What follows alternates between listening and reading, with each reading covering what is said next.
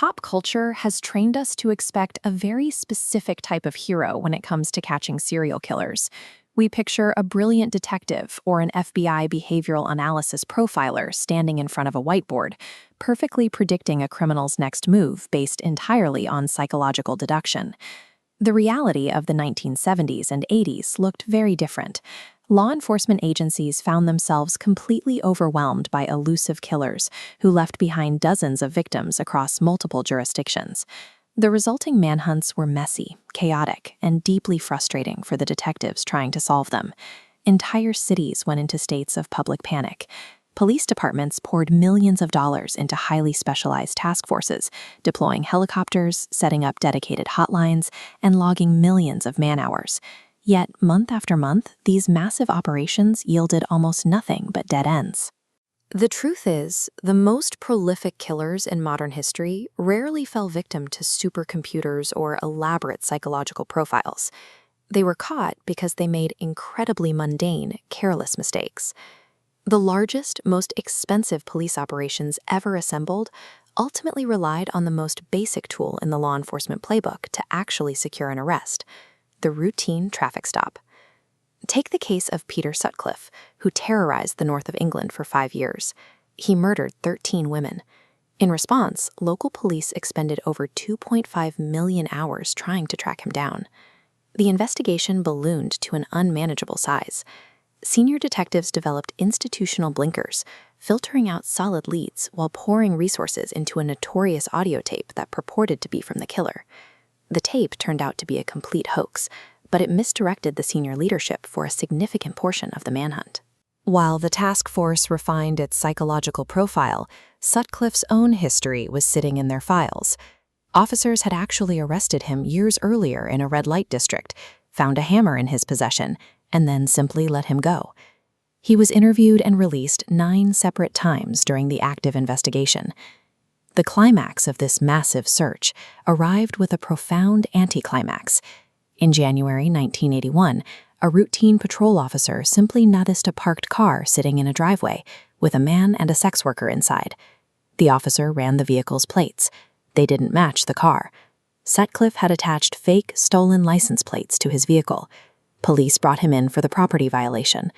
A subsequent search of the immediate area where the car was parked revealed a hammer, a knife, and screwdrivers stashed directly on the ground nearby. A 5-year investigation involving millions of pounds and thousands of officers had failed to stop him. In the end, he was identified because a patrolman followed a standard procedure for a stolen plate. We see the exact same pattern with Randy Kraft. A highly intelligent college graduate, Kraft is believed to be responsible for the deaths of up to 67 young men, and he successfully eluded capture for over a decade. Kraft weaponized geography to stay off the radar.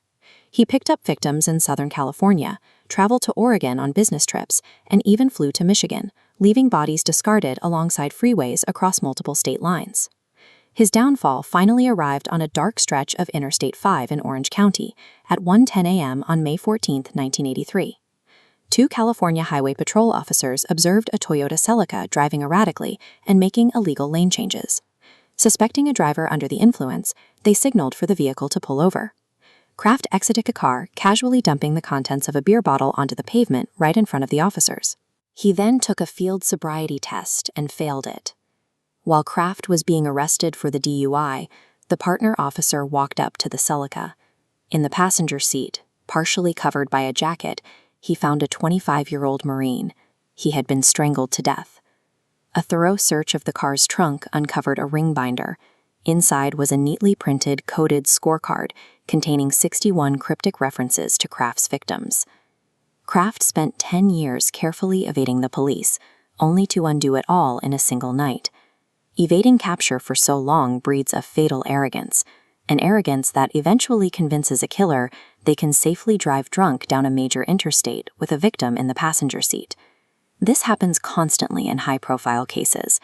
Timothy McVeigh carried out the deadliest act of domestic terrorism in U.S. history and fled the scene. He was caught 90 minutes later by a state trooper because his getaway car was missing a license plate. Wayne Williams was pulled over because a routine patrol team spotted his station wagon driving slowly near a bridge where bodies had recently been dumped.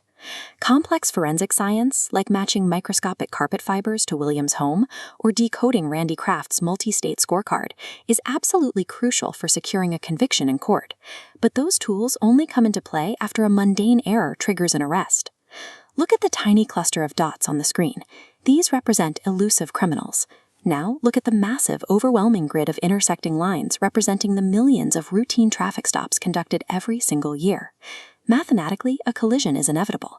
Criminals eventually grow reckless, but patrol officers operate on relentless daily repetition. The sheer volume of basic law enforcement protocols creates an inescapable dragnet across the country.